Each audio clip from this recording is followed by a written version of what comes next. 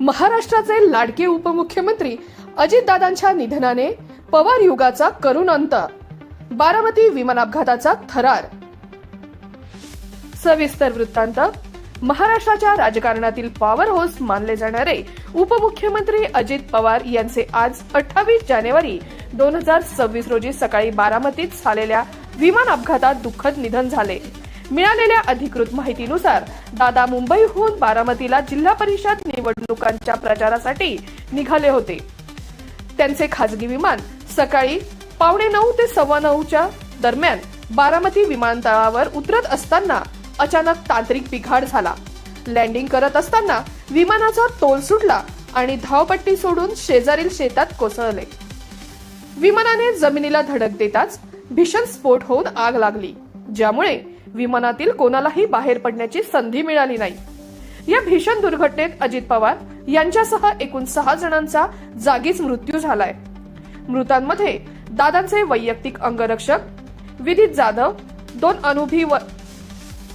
दोन अनुभवी वैमानिक सुमित कपूर आणि शांभवी पाठक आणि अन्य 2 कर्मचाऱ्यांचा समावेश आहे. घटनेची माहिती मिळताच जिल्हा प्रशासनाचे अधिकारी, पोलीस अधीक्षक संदीप गिल आणि स्थानिक कार्यकर्त्यांनी घटनास्थळी धाव घेतली. मात्र आगीची तीव्रता एवढी प्रचंड होती की बचाव कार्य करणे अशक्य झाले होते. नागरी विमान वाहतूक महासंचालनालयाने DGCA या अपघाताच्या उच्चस्तरीय चौकशीचे आदेश दिले असून ब्लॅक बॉक्स शोधण्याचे काम युद्ध पातळीवर सुरू आहे. पवार यांच्या जाण्याने बारामतीसह संपूर्ण महाराष्ट्र शोकाकुल झाला आहे.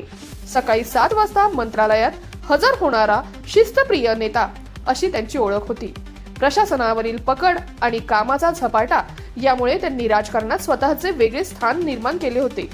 त्यांच्या निधनाचे वृत्त समजताच सुप्रिया सुळे, सुनेत्रा पवार आणि पार्थ पवार दिल्लीहून तातडीने बारामतीकडे रवाना झाले.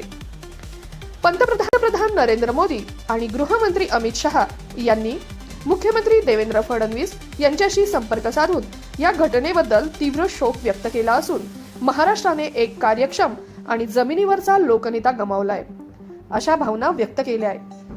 शौर्य रणरागिणी न्यूज साठी योगेश गांगुर्डे, संपादक.